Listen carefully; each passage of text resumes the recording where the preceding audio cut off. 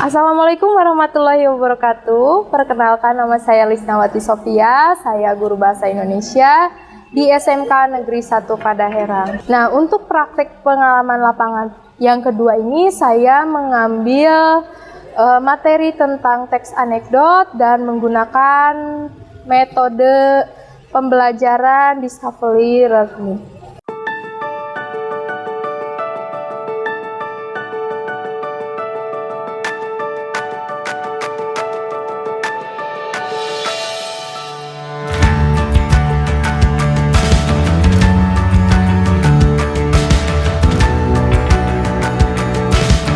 Assalamualaikum.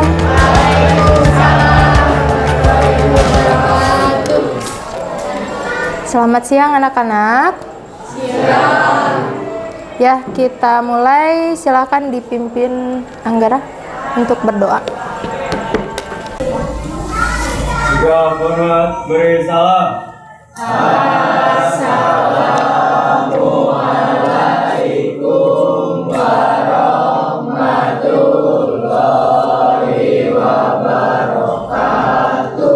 Waalaikumsalam warahmatullahi wabarakatuh. Sebelum belajar kita berdoa terlebih dahulu. Berdoa mulai.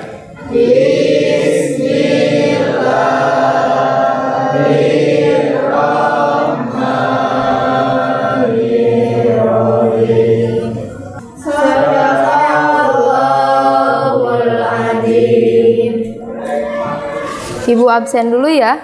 Anggara ada. Fasa. Oke, berarti dua orang yang masih belum, satu orang yang tidak hadir ya, dua orang yang keterangannya izin sama sakit ya.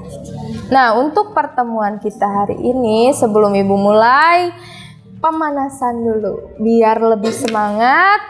Nah, ketika Ibu bilang, semangat pagi, jawabnya semangat gitu ya. Oke, tapi nadanya ditinggikan pas yang terakhirnya. Oke, sambil dikepalkan tangannya. Siap? Oke, semangat pagi. Semangat. Nah, gitu.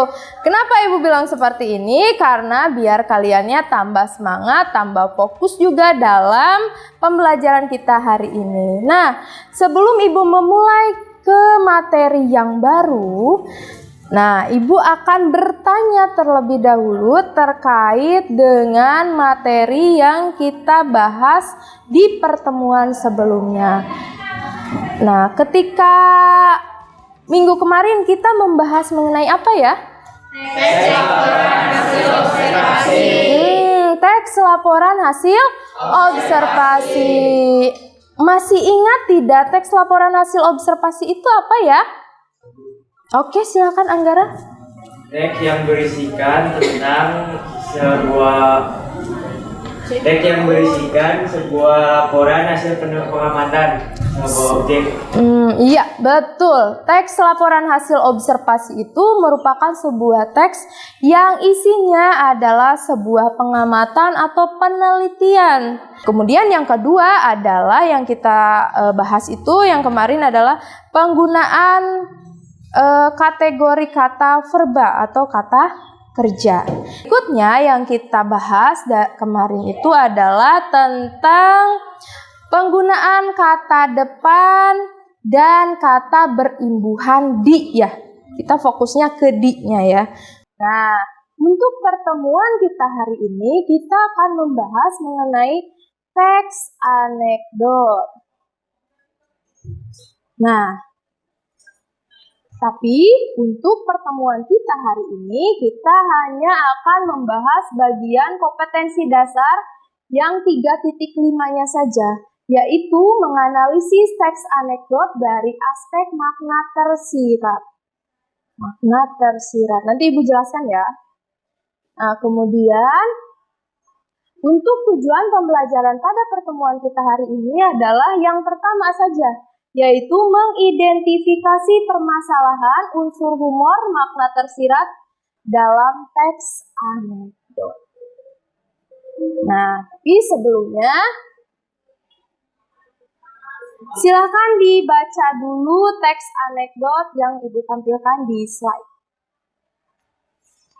Jadi teks anekdot itu teks yang seperti apa? Teks anekdot adalah sebuah cerita singkat ya, yang di dalamnya berisikan cerita lucu, tapi selain lucu di dalamnya juga ada kritik atau sindiran yang ingin disampaikan. Nah, jadi fokus di sini anekdot itu ada lucunya, tapi ada sindirannya.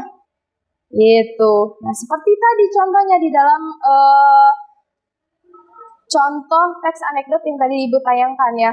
Nah, di sana ada anak yang tidak suka dibanding-bandingkan. Nah, itu kritiknya. Tapi ada yang lucunya. Lucunya pas bagian mana? Lucunya pas bagian ternyata dia juga suka dibanding-bandingkan dengan teman yang diajak ngobrolnya. Jadi dia tidak mau mengajak temannya ke rumahnya. Nah, itu adalah salah satu humornya atau hal yang lucunya. Oke, sampai sini ada yang ingin ditanyakan dulu? Oke. Boleh. Teks anekdot, terus di dalamnya tidak mengandung kritik atau sindir, nggak ada unsur kritik atau sindirannya. Masih bisa dikatakan anekdot atau tidak teks anekdot? Nah, tadi kan Ibu sudah jelaskan ya. Dalam teks anekdot, fokusnya adalah lucu dan ada kritiknya. Tadi yang ditanyakan oleh Selfie, Bu, kalau tidak ada kritiknya bagaimana? Apakah itu disebut dengan anekdot juga? Tentu tidak ya. Itu masuknya berarti ke teks yang lain. Teksnya apa? Teks humor namanya. Oke, nah sekarang kita bahas mengenai ciri-ciri anekdot atau ciri-ciri dari teks anekdot. Apa ciri-cirinya? Namanya dari ciri-ciri berarti yang mencirikan atau yang membedakan antara teks anekdot dengan teks yang lainnya. Ciri yang pertama itu yang pertama adalah menghibur. Berarti membuat seseorang yang membaca teks itu merasa terhibur gitu. Kemudian yang kedua, terdapat unsur humor atau lucu. Dari tadi pengertiannya juga sudah dijelaskan ya, ada unsur humor atau hal yang lucu. Kemudian yang ketiga, dia biasanya membicarakan orang penting. Kenapa? Biasanya kritik yang disampaikan dalam anekdot itu berupa kritik sosial. Kemudian yang berikutnya, yang keempat adalah terdapat unsur sindiran atau kritik. Tadi di pengertian sudah dijelaskan bahwa fokus dari anekdot adalah lucu tapi ada sindirannya atau kritiknya. Berarti cirinya masuk yang keempat. Kemudian yang kelima, kisahnya mirip dengan dongeng. Tahu dongeng kan? Oh, misalnya si kancil dan kawan-kawannya. Kan dongeng ya. Bisa juga kisah yang terjadi di kehidupan kita atau kisah nyata. Kemudian yang keenam adalah dibuat dengan tujuan tertentu. Kenapa tujuan tertentu? Yaitu tadi kritik atau sindiran yang ingin disampaikan itu tujuannya adalah untuk memperbaiki yang tidak baiknya itu. Nah, kemudian ciri yang ketujuh adalah bercerita tentang karakter manusia atau hewan secara umum. Baik, Ibu lanjutkan ya. Nah, silahkan baca teks anekdot becak dilarang masuk. Terlihat sampai belakang tidak? Terlihat? Oke. Silahkan dibaca dulu karena banyak ya, Ibu tidak akan membacakan. Sudah selesai? Oke. Nah, dari teks anekdot becak dilarang masuk ini ada makna tersirat. Makna tersirat itu makna yang seperti apa? Makna tersirat merupakan makna yang disampaikan secara tidak langsung dalam sebuah teks agar si pembacanya membuat kesimpulan tersendiri terkait apa atau pesan apa yang ingin disampaikan si penulisnya. Itu yang dinamakan dengan makna tersirat. Nah, dari teks yang tadi yang judulnya becak dilarang masuk ini, ya, makna tersiratnya apa? Makna tersiratnya adalah kita harus bisa memahami tentang peraturan rambu lalu lintas gitu ya. Tadi untuk pertemuan kita hari ini akan ada tugas dari Ibu, tapi sebelumnya Ibu akan membagikan terlebih dahulu satu teks. Silahkan nanti dibaca. Kemudian nanti akan ada lembar kerja peserta didik yang mesti kalian kerjakan. Tapi sebelumnya silahkan berkelompok dulu seperti kelompok yang sudah dibentuk sebelumnya. Oke, Ibu bagikan dulu, tapi sebelumnya tunggu instruksi dulu dari Ibu sebelum kalian mengerjakannya ya. Sebelum kalian mengerjakan lembar pekerjaan peserta didik, kalian baca dulu teks yang ini ya, yang Ibu bagikan. Cara keledai membaca buku. Dibaca, setelah kalian baca, kalian analisis topik permasalahan yang ada di dalam teks ini. Membicarakan masalah apa sih? Tuh ya, ditulis di dalam lembar kerja peserta didik yang ini ya. Jika kalian sudah menyelesaikan bagian yang pertama, dilanjutkan dengan menganalisis unsur humornya. Dan setelah itu, yang di bagian yang ketiga nih, yang ini ya, itu adalah kalian analisis yang tadi Ibu jelaskan ya, makna tersirat yang ingin disampaikan dari teks ini. Jika kolom yang Ibu sediakan ini tidak cukup, silakan boleh dibalik, dikerjakan di bagian belakang. Gitu ya? Ada pertanyaan? Kalau tidak ada pertanyaan, silahkan dikerjakan.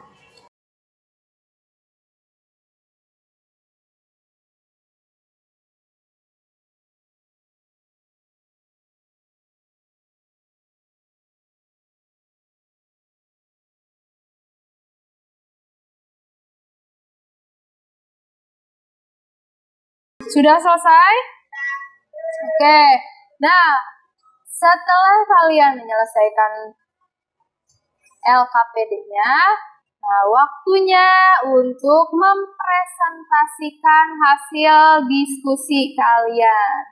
Yang pertama, seekor keledai membaca buku dengan cara menjilat-jilat lembaran buku. Yang kedua, jika ia dapat mengajari keledai itu untuk membaca, tentu ia akan menerima hadiah. Namun jika tidak, maka hukumannya pasti akan ditimpakan kepadanya. Makna tersirat yang disampaikan adalah, bila kita membaca buku tanpa memahami isinya, kita sama bodohnya dengan seekor keledai yang membaca buku dengan cara menjilat-jilat lembaran buku. Tangan dong yang sudah tahu.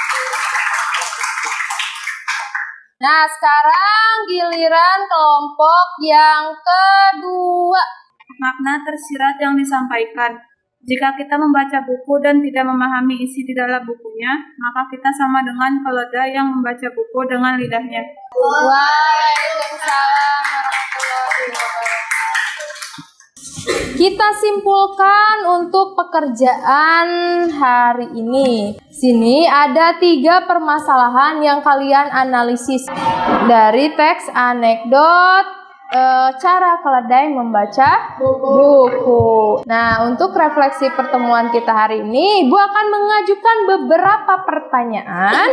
Pertanyaannya adalah, apa itu teks anekdot? Nah, kamu mau jawab kan? Oke, silahkan.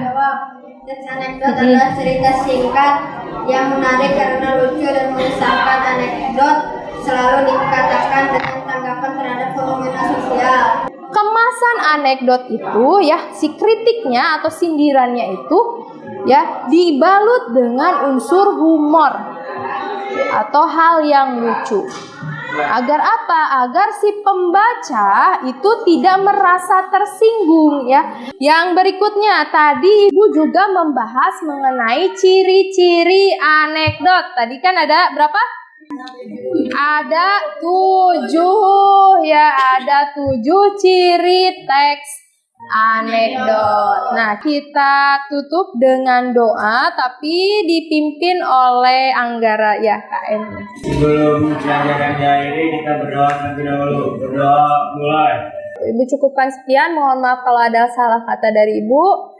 Wassalamualaikum warahmatullahi wabarakatuh. Waalaikumsalam warahmatullahi wabarakatuh.